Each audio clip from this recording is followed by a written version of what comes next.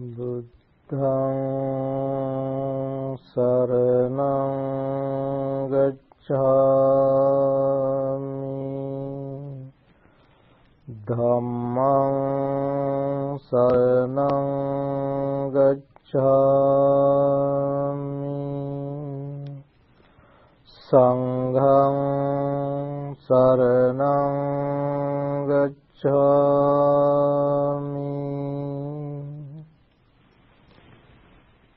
Citta saṅkhilesa bhikkhave sattā saṅkhilissanti, citta odāna sattā visujjanti.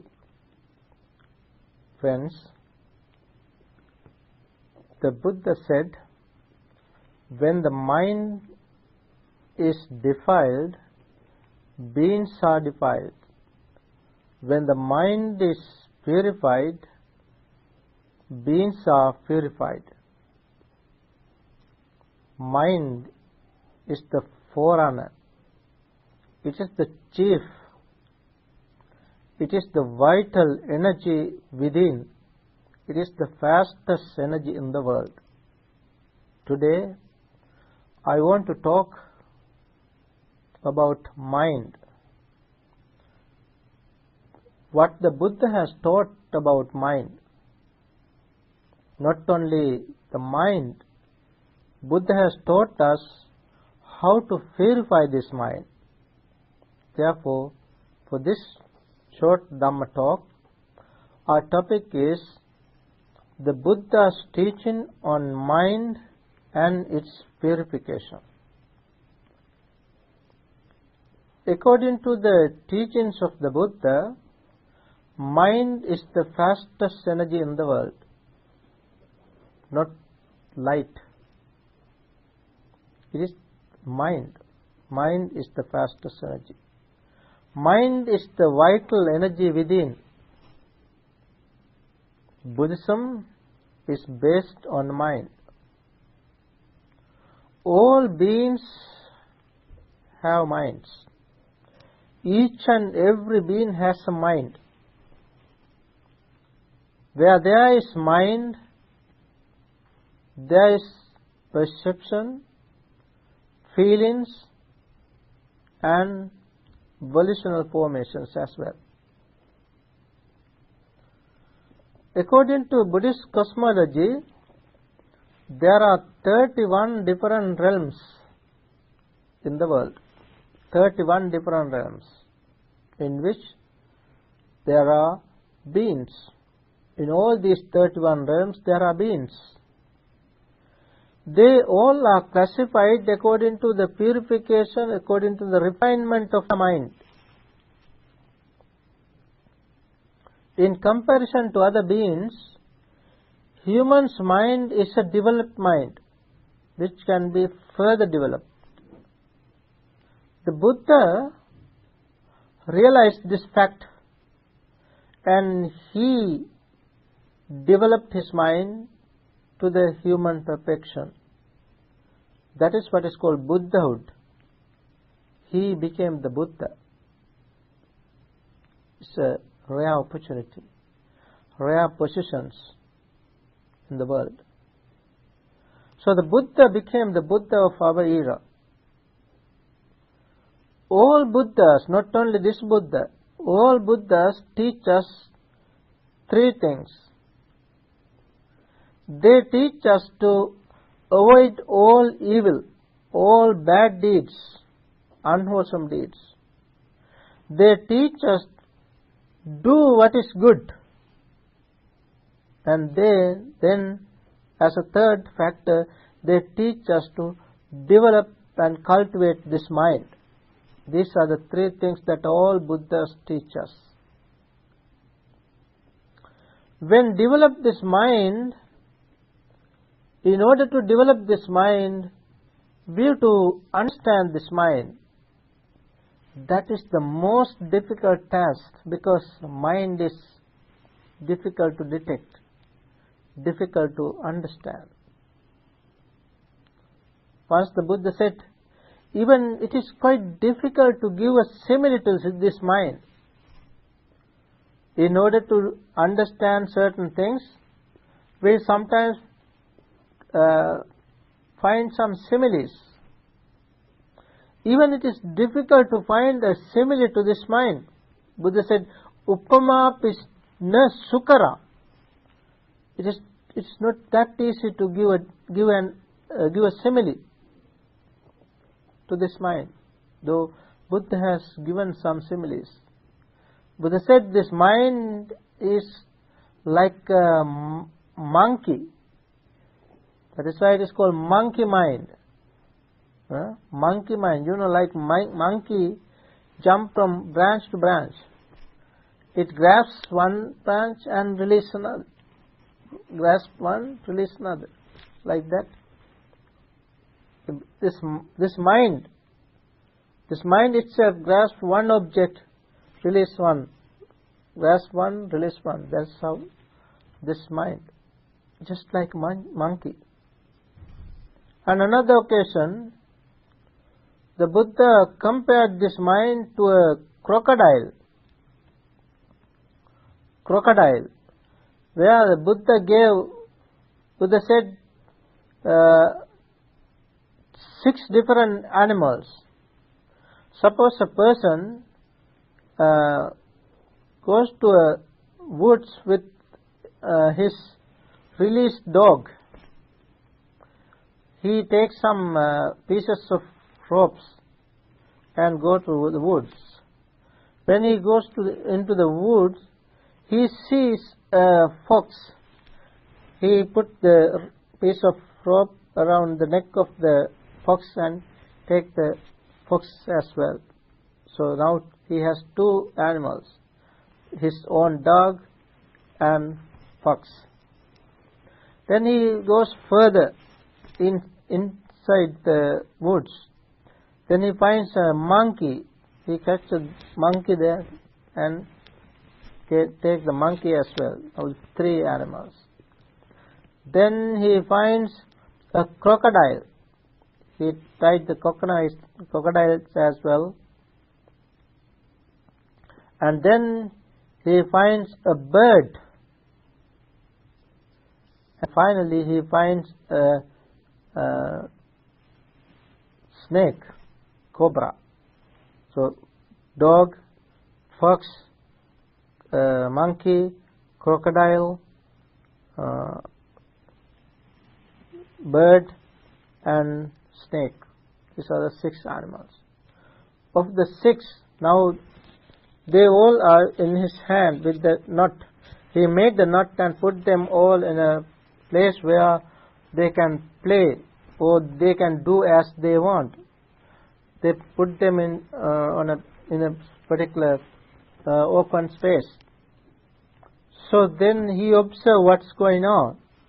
They started to drag different sides. Now the animals, the fox, the dog drags to go to the village.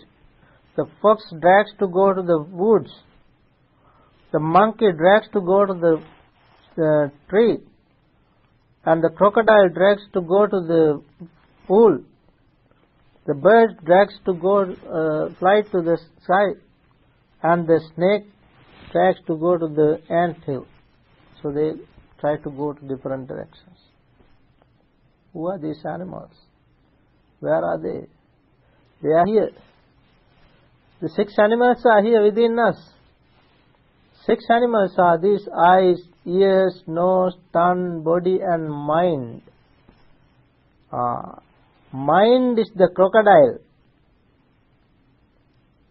Eventually what happened? The crocodile dragged them all into the pool. The mind is the big guy here. The fastest energy here. Vital energy here.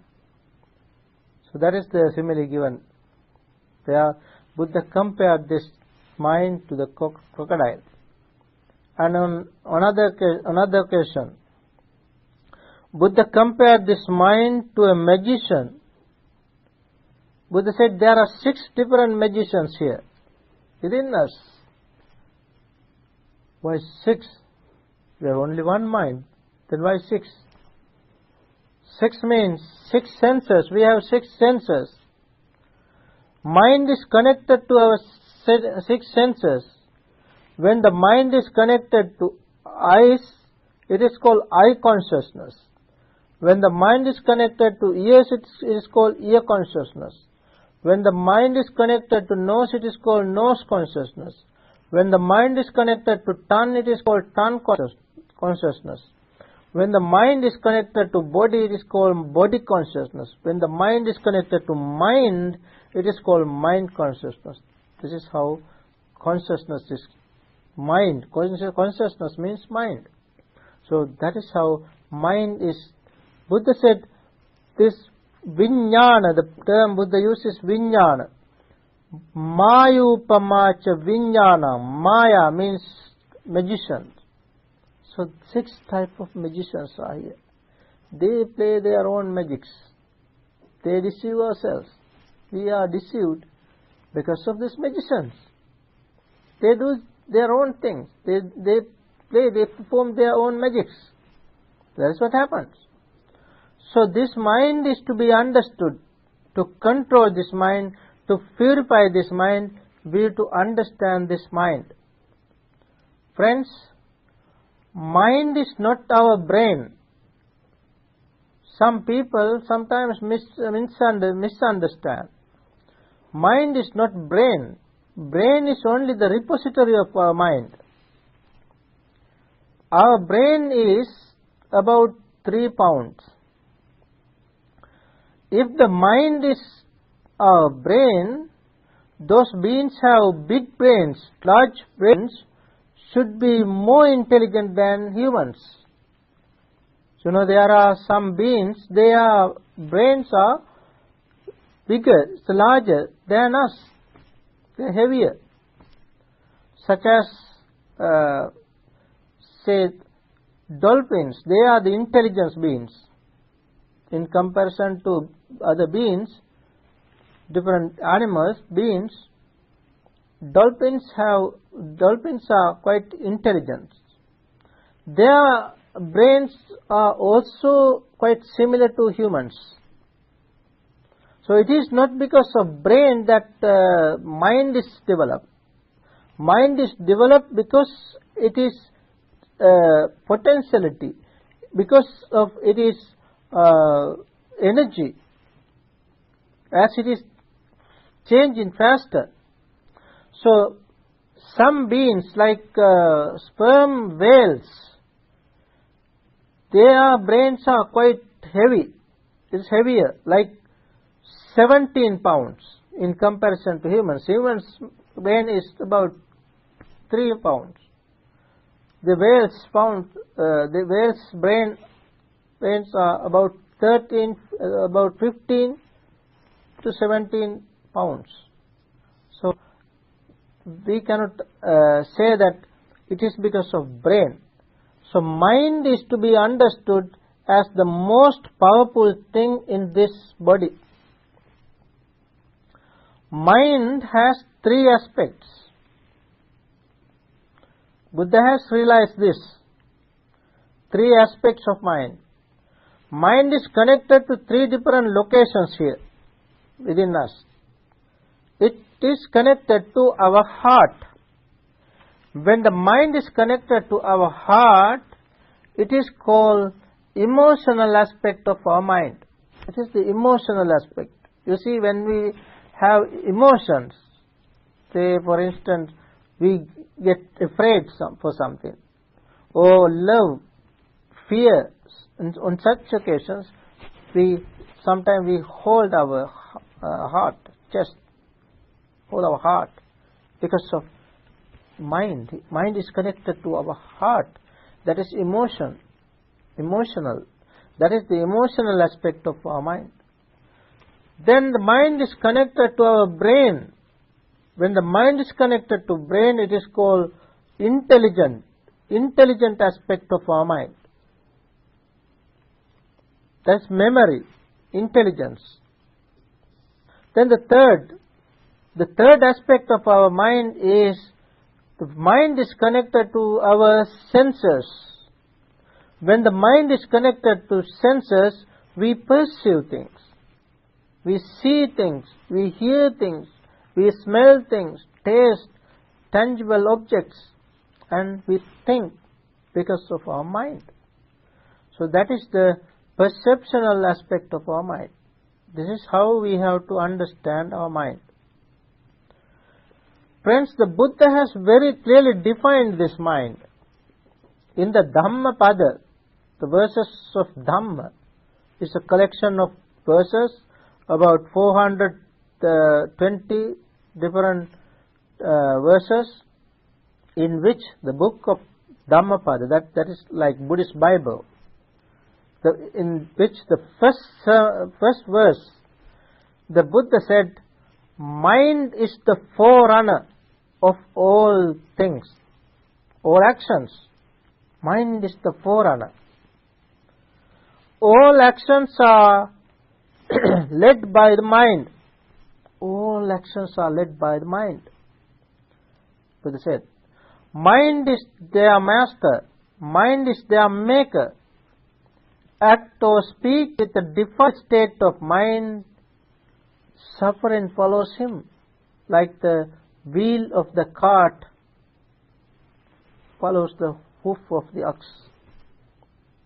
That is the evil deed. Its opposite, the Buddha said, all actions are led by the mind. Mind is their master, mind is their maker. Act or speak with the pure state of mind, then happiness follows as your shadow that never leaves you. It's like shadow, good actions. So whether good actions or bad actions, they have their own results. The results of actions follows us. The result of action follows us. That is the mind. Their mind is the chief. Mind is the forerunner, Buddha said. This mind is quite difficult to detect. Check. It's difficult.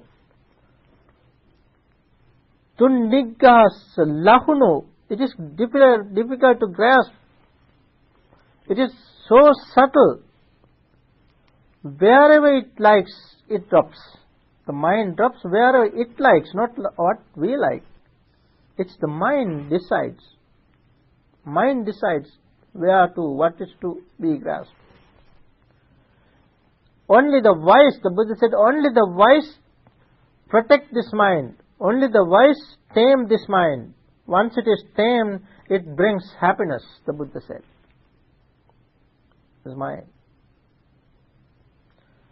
It is flickering, fickle mind, fickle mind, flickering, fickle mind. It's difficult to tame, difficult to guard, difficult to protect. The wise strengthens this mind, just like the fletcher strengthens the arrows. This mind and body, this is called mind and matter. Here, whatever we talk about us is both mind and matter. This so-called man or woman means mind and matter. There are 5 aggregates here: form, feeling, perception, volitional formation, and consciousness. These 5 are interdependently existing. These are interdependently existing. These 5 are to be understood. In order to understand these 5, we have to understand mind. Why? Of the 5, 4 are based on mind. See, feelings. If there is no mind, no feeling. If there is no perception, no mind, no perception. If there is no mind, no volitional formations, then consciousness. These 4 are called mind. So if we know our mind, we know our feeling. If we know our mind, we know our perception. If we know our mind, we know our volitional formations. In such a way, we can understand our mind If we understand our mind, we can understand the five aggregates. We can understand our own things. If the Buddha said, if you know thyself, yourself, you know the world. Understand yourself. That is why, friends, we have to understand ourselves. In order to understand ourselves, we have to give our attention to ourselves, not outside, but inside. In science, what happens? This modern science, they observe outside. They know outside world. Over there, they know thousands, millions, light years away, things away, light years, millions light years away sometimes, but not within. If you know within, the Buddha said, you know without. That is how the Buddha realized this world. Buddha realized 1,000 world system, twice 1,000 world system, thrice 1,000 world system. Different world system. That is how the Buddha became the knower of the world. Realizing the mind. That is because of the purification of mind. So the Buddha said in the numerical discourses, there are some collection of discourses called numerical discourses. You know, in order to understand the Buddha's teaching, we have to read the very words of the Buddha. There are collections. There's a particular collection called numerical discourses, where the Buddha said, monks, luminous this mind is luminous, but it is defiled by the adventitious defilements, uninvited defilements. It is defiled. Another occasion, the Buddha said, monks, suppose there's a person on a bank of a pool. The water in the pool is cloudy, muddy. Since the water is cloudy, muddy, he can't see what is going on there, what is there at the bottom of the pool, such as pebbles, shells, the little plants inside, sprout, the soul of fish inside. You can't see because the water is muddy, water is cloudy. Just like that, the monks, Buddha says, monks, just like that, when the mind is cloudy, mind is unclear, defiled, you cannot see things as they are. But the pool, the water in the pool is clear, limpid, beautiful, translucent, transparent, clear inside. You can see things as they are. You can see the soul of fish. You can see cells, pebbles, like that. You can see because water is clear. Like that, the mind should be cleared, mind should be purified. In order to purify it, the Buddha realized, Buddha very well designed a technique.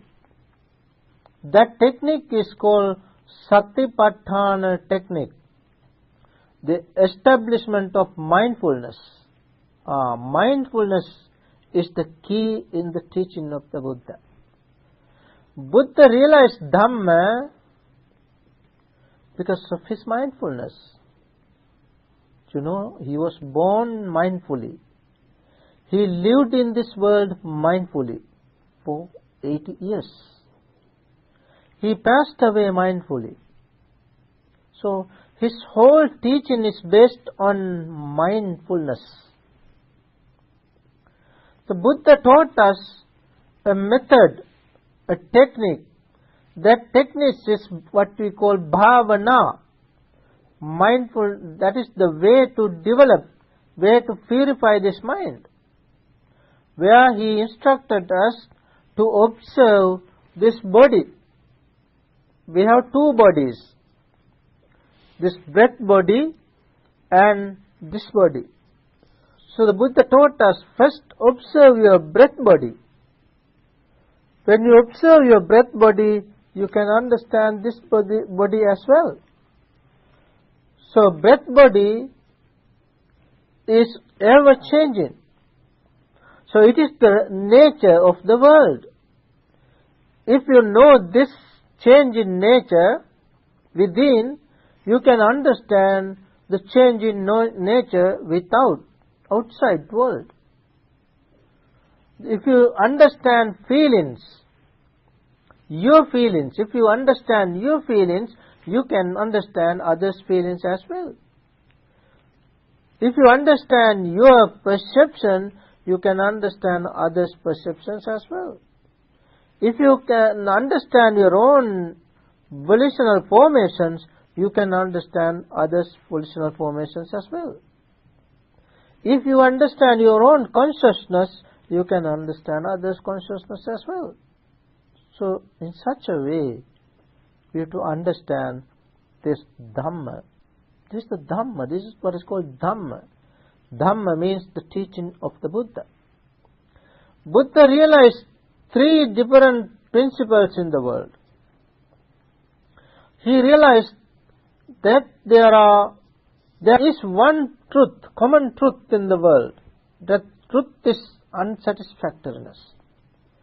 Wherever there are beings, there is unsatisfactoriness. Wherever beings, in the whole system of the world. Even one being, suppose there is only one being in the whole world, still dukkha is there. Still unsatisfactoriness is there. That's the truth in the world. Buddha realized that there are four facets of this dukkha, this unsatisfactoriness, four sides. There is unsatisfactoriness. The unsatisfactoriness arises because of a cause.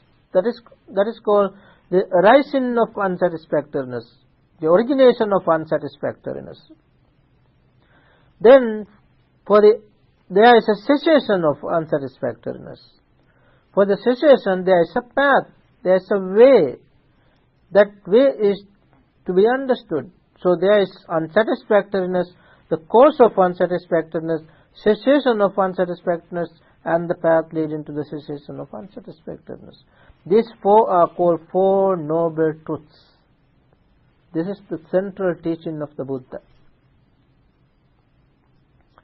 Then the Buddha realized the whole world is interdependently existing. Things are interdependently exist in the world. Things exist because of other things, in other words. Things exist because of other things. Things are interdependent, interconnected. All things, animate or inanimate, all things are interconnected, interwoven. That is the second principle he realized. And then he realized everything in the world, everything is ever changing. That is called impermanence. Things are impermanent. Then whatever is in the nature of impermanent, it is in the nature of unsatisfactoriness. And whatever is in the nature of impermanent and unsatisfactory, there is no permanent thing, no unchanging things, no things to be grasped as a self or soul,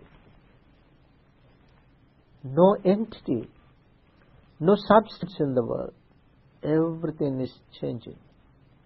These three, impermanence, unsatisfactoriness, and soullessness, these three are called three characteristics of all things, animate or inanimate, all things. These are the Dhamma, these are the teachings the Buddha rediscovered. So friends, the Buddha understood this Dhamma because of the purification of mind. Because of the purification, he realized all these things. In order to purify this mind, there is some system. First of all, we have to purify our virtue. Virtue is important. Our virtue. We have to be virtuous.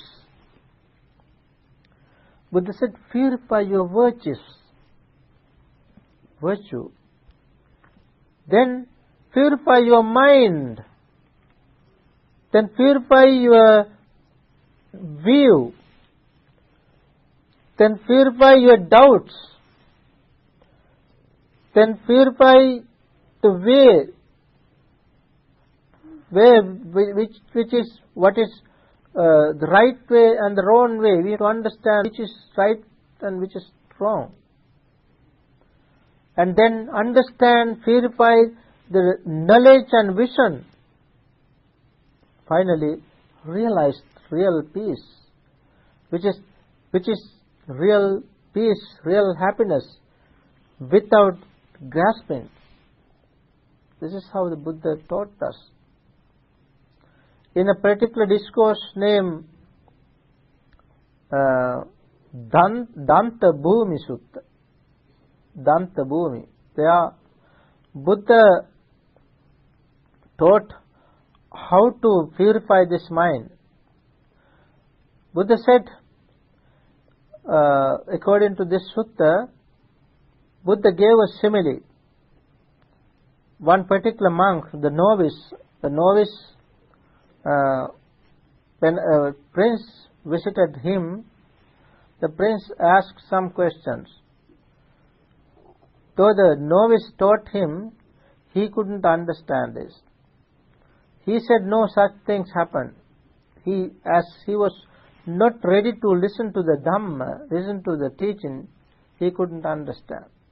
Thereafter, this particular novice went to the Buddha and reported this. Then the Buddha said, how come this prince? He is engulfed with sensual pleasures. He is highly engaged in sensual pleasures. For such a person cannot understand this Dhamma. So Buddha said that it is like there is a huge mountain. Suppose there is a huge mountain.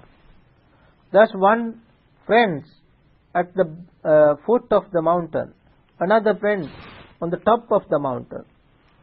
The person on the top of the mountain can see over there, the other side of the mountain, he can see the beautiful groves, meadows and different animals, birds and waterfalls, lakes, things, beautiful things.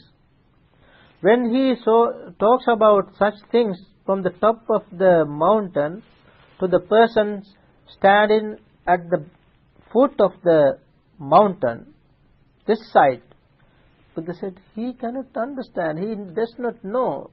However much you say that, he can't believe it. So the person should come and take him also to the top of the mountain and show him. Then he realized this. Like that, the Dhamma is to be understood. For that, Dhamma is to be taught. Dhamma is to be shared with others. So Buddha said how to practice there, how to purify. In order to purify your mind, Buddha said, the purification is, first of all, be virtuous. Virtuous person, spiritual person. That is important. Simply doing this, many different things, all sort of things, we cannot be spiritual. We cannot be virtuous. Therefore, first we have to come to a certain principles. We have to apply, we have to develop our own principles. We have to lead a spiritual life.